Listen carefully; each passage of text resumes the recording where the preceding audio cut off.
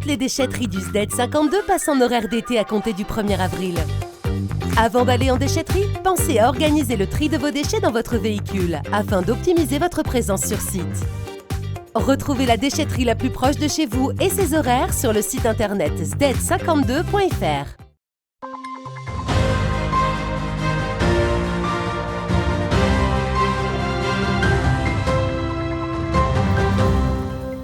Bonsoir à toutes et à tous, samedi 25 mars, voici les titres de cette édition du 15 minutes info. Pour la sortie de son nouveau livre, le directeur de Mediapart et journaliste Edoui Plenel était de passage hier soir à Saint-Dizier. Les voitures devraient bientôt être interdites de passer par la rue de la Victoire à Saint-Dizier, un projet proposé par certains commerçants installés dans cette rue. Hier, nous avons assisté aux traditionnelles conférences du jeudi au théâtre de Saint-Dizier. Sébastien Dubuis, archéologue à l'Institut national de recherche archéologique préventive, qui a animé la soirée. Et voici pour les titres. Je le disais il y a quelques instants, pour la sortie de son nouveau livre, le journaliste et directeur de Mediapart, Edoui Plenel, était de passage hier soir à Saint-Dizier. Son dernier ouvrage alerte sur la banalisation des discours d'extrême droite dans l'espace médiatique et rappelle combien notre démocratie est fragile. Écoutez-le au micro de Thiago Kergovic. L'appel à la vigilance, dont le sous-titre c'est Face à l'extrême droite, c'est un livre d'inquiétude pour nous rappeler que la démocratie c'est fragile, que la démocratie, il faut en prendre soin. Et nous, journalistes, dans le débat public, de la même manière les intellectuels, les éditorialistes, nous devons faire attention à ne pas profiter de la liberté de dire pour répandre des idéologies dangereuses, meurtrières, des idéologies antidémocratiques, en clair les idéologies de l'inégalité naturelle, celles qui pensent qu'il y a des civilisations supérieures à d'autres, des religions supérieures à d'autres, des sexes supérieurs à d'autres, des origines, des apparences, des croyances et ainsi de suite.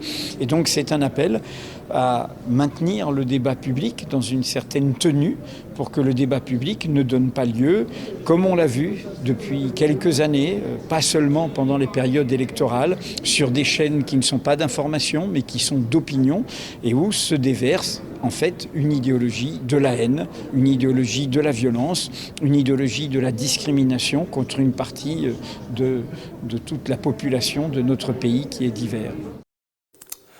Je vous le disais il y a quelques secondes, les voitures devraient bientôt être interdites de passer par la rue de la Victoire à Saint-Dizier. Un projet proposé par certains commerçants installés dans cette ruelle, comme le bar L'Atelier Flottant. Grâce à cette piétonisation, chaque commerce vendant des boissons auront une terrasse à l'extérieur.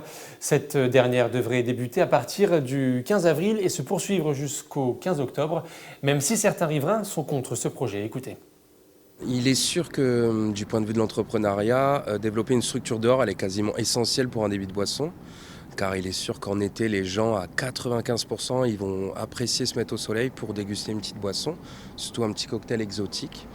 Et donc, il est de valeur sûre qu'on va augmenter à titre personnel notre chiffre d'affaires, mais aussi notre charge de travail.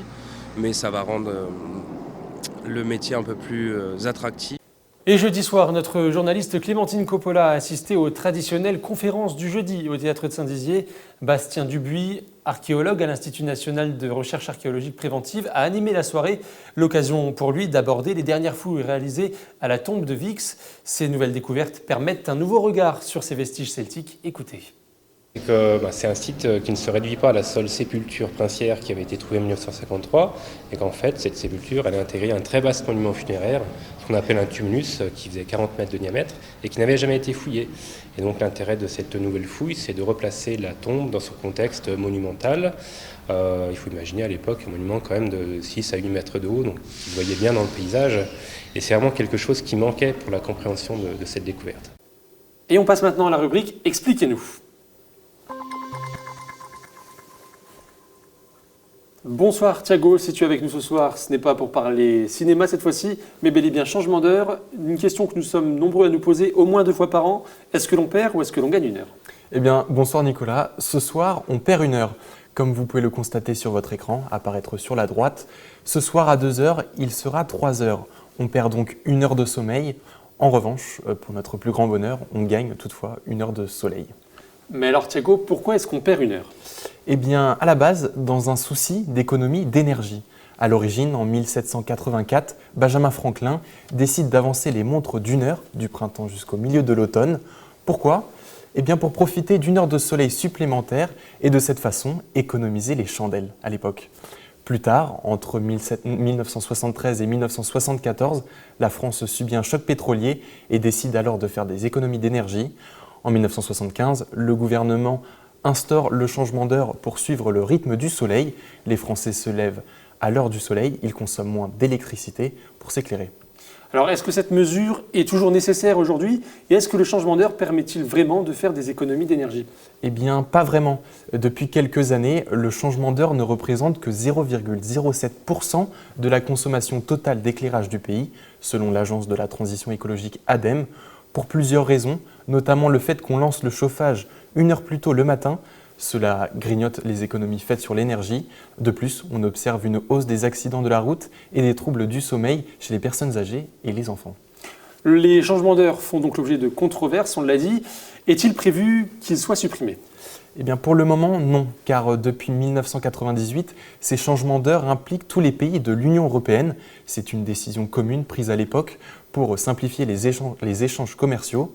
Toutefois, en 2018, la Commission européenne demande à ses citoyens leur avis sur la question et en 2019, la suppression du changement d'heure est votée.